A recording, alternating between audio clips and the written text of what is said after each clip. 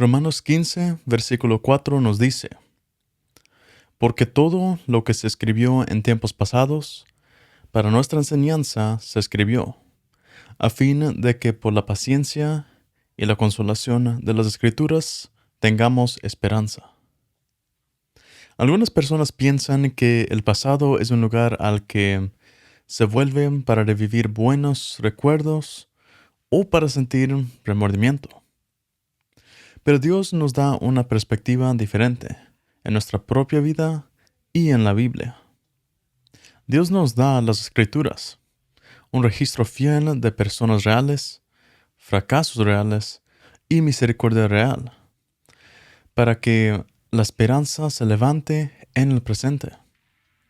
Hoy vamos a mirar hacia atrás a lo que Dios ya ha escrito para aprender, para arrepentirnos donde sea necesario y para obedecer con una fe más sabia. Bienvenidos a una tarde con Dios.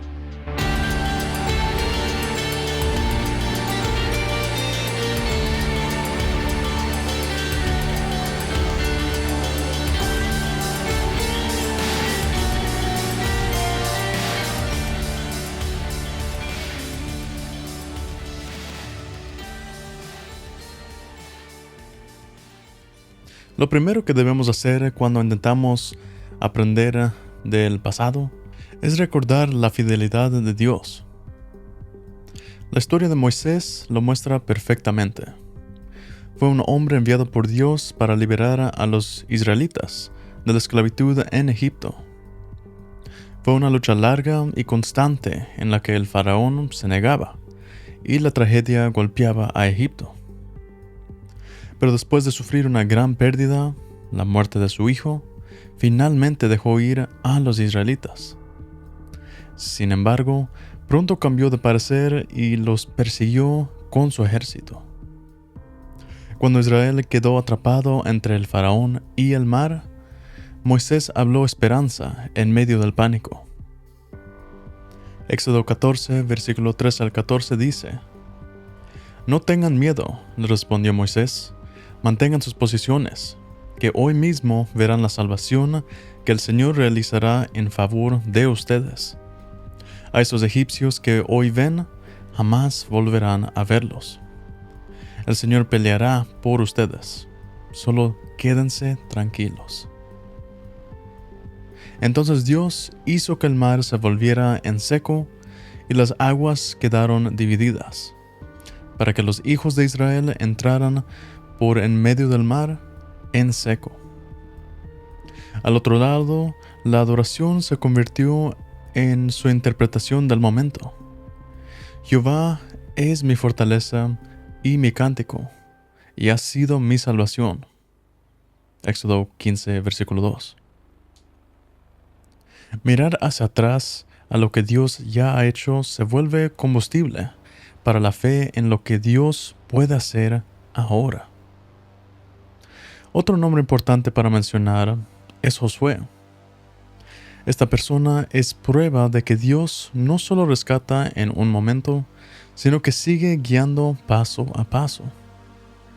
Como acabamos de mencionar, Moisés sacó a Israel de Egipto y lo condujo a través del mar. Pero en el desierto, Josué se convirtió en el ayudante de confianza de Moisés. Y después Dios escogió a Josué para guiar a la siguiente generación a la tierra prometida. Cuando Dios detuvo el río Jordán para que pudieran cruzar, Josué les mandó apilar piedras como memorial. Josué dijo que las piedras se colocaron para que esto sea señal entre vosotros. Y cuando vuestros hijos pregunten a sus padres, ¿qué significan estas piedras?, entonces les responderán: las aguas del Jordán fueron cortadas, y estas piedras serán memorial a los hijos de Israel para siempre. Eso se encuentra en Josué 4, versículos 6 al 7.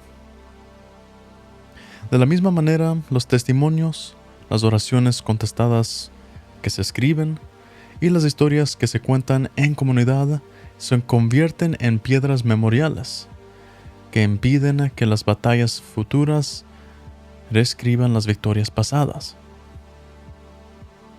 Ahora hablemos de la historia de Sansón. Es un ejemplo claro de una deriva lenta hacia el compromiso con el pecado. Dios apartó a Sansón antes de que naciera, para comenzar a librar a Israel de los filisteos.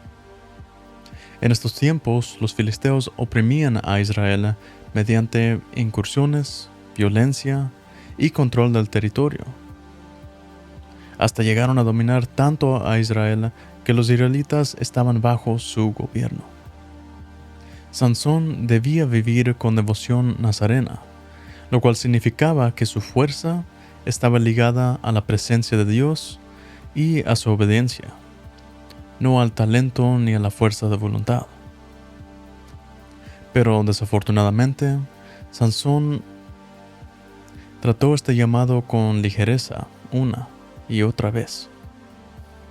La caída de Sansón no fue una sola decisión repentina. Fue un patrón de pequeñas concesiones que entrenaron su corazón para tratar el pecado como algo manejable y la consagración como algo opcional. La deriva suele parecer inofensiva en el momento porque está hecha de pasos pequeños, un límite que se mueve, una advertencia que se ignora, una lección privada que se repite hasta volverse normal. Con el tiempo el alma se embota y lo que antes habría entristecido a alguien empieza a sentirse familiar. Así es como el compromiso produce ceguera espiritual mucho antes de producir consecuencias públicas. Al final, cuando Sansón intentó levantarse otra vez en fuerza propia, él ya no sabía que Jehová ya se había apartado de él. Esto se encuentra en Jueces 16, versículo 21.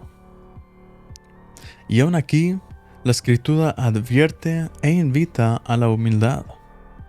Sansón oró: «Oh Señor Jehová, acuérdate ahora de mí y fortaléceme, te ruego, solamente esta vez». Después de su oración, Dios le devuelve fuerzas para un último acto contra los filisteos, y Sansón muere cuando el templo se derrumba. La lección no es avergonzar el pasado, es interrumpir la deriva temprano, tomando en serio las advertencias, arrepintiéndose de todo corazón y reconstruyendo límites sabios antes de que el daño se profundice. Aprender del fracaso significa nombrar los primeros pasos que llevaron allí y escoger hoy un patrón distinto. El Nuevo Testamento aplica esta advertencia directamente en nuestro corazón. Hebreos 3, versículo 12 nos dice: «Cuídense, hermanos, de que ninguno de ustedes tenga un corazón pecaminoso e incrédulo que lo haga apartarse del Dios vivo». El remedio no es el aislamiento, sino el ánimo diario. El versículo que sigue nos dice: «Al contrario, exhórtense unos a otros cada día, mientras dure ese hoy, para que ninguno de ustedes se endurezca por el engaño del pecado». La lección de ayer debe convertirse en la obediencia de hoy. Y para el punto final, Dios no desperdicia el fracaso. Dios lo redime mediante el arrepentimiento y la restauración. Esto se ve especialmente en el Salmo 51. Este salmo se sitúa después de una de las temporadas más oscuras de David, cuando David abusó de su poder al tomar a Betsabé.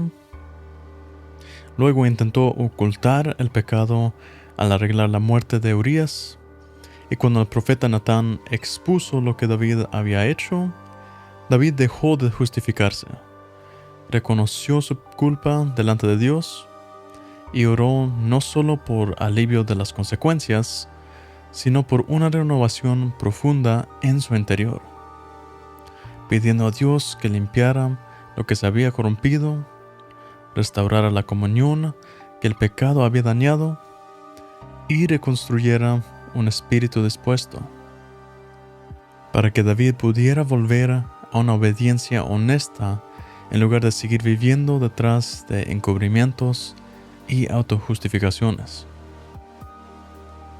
David nos muestra cómo suena la honestidad cuando alguien deja de defenderse y comienza a regresar a Dios. David oró en Salmo 51, versículo 10. Crea en mí, oh Dios, un corazón limpio y renueva un espíritu recto dentro de mí. Pidió una cercanía renovada también. No me eches de delante de ti. Devuélveme el gozo de tu salvación.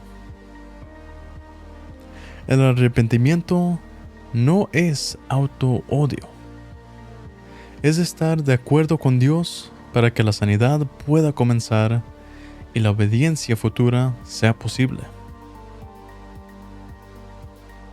Finalmente, Dios quiere que el pasado sirva a la próxima generación, no que se atrape a la actual. El Salmo 78 ordena al pueblo de Dios hablar de las obras de Dios. El versículo 4 dice así: No las encubriremos a sus hijos, contando a la generación venidera las alabanzas de Jehová. La meta no es aparentar perfección, sino transmitir esperanza, para que la generación venidera la sepa y pongan en Dios su confianza, y no se olviden de las obras de Dios, sino que guarden sus mandamientos. Esto se encuentra en Salmo 78, versículos 6 al 7. Un pasado redimido se convierte en un regalo para quienes vienen después. Pablo modela esto de manera personal. Pablo reconoció abiertamente de que lo rescató la gracia. Primera de Timoteo 1, versículo 13 dice: Yo antes era blasfemo, perseguidor e injuriador, pero también testifico del propósito de la misericordia. Cristo Jesús vino al mundo para salvar a los pecadores, de los cuales yo soy el primero. Luego Pablo lo hace explícito: Pero por esto fui recibido a misericordia, para que Jesucristo muestre en mí toda su clemencia para ejemplo. Tu historia de antes no tiene que ser una insignia de vergüenza. En Cristo puede convertirse en evidencia de que la misericordia es real y está disponible. Oremos. Señor, hoy vengo delante de ti y te damos gracias por todo lo que has hecho en nuestras vidas. Hoy te pedimos perdón. Nos arrepentimos de todo pecado que hemos cometido en nuestras vidas. Solo tú nos puedes redimir. Y te pedimos hoy tu misericordia. Gracias porque no me dejas atrapado en el ayer, sino que lo usas para enseñarme hoy.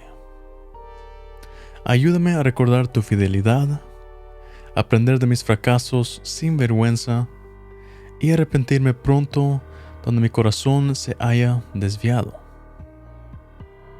Dame humildad para recibir corrección, valentía para obedecer lo que me estás diciendo ahora y sabiduría para establecer límites que protejan lo que estás reconstruyendo en mí.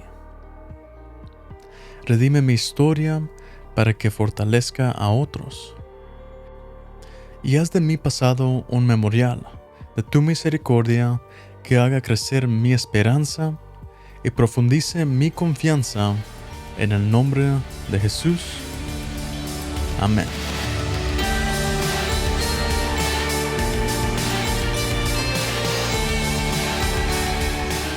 Una tarde con Dios es una producción por Freddy Romero. La voz de hoy fue Jeffrey Romero. Música original por Freddy Romero. Visita nuestro canal de YouTube, Verdad Superior, o visita nuestro sitio verdadsuperior.com para más información sobre el mundo espiritual. El proverbio de hoy. Quien no aprende del pasado está condenado a repetirlo.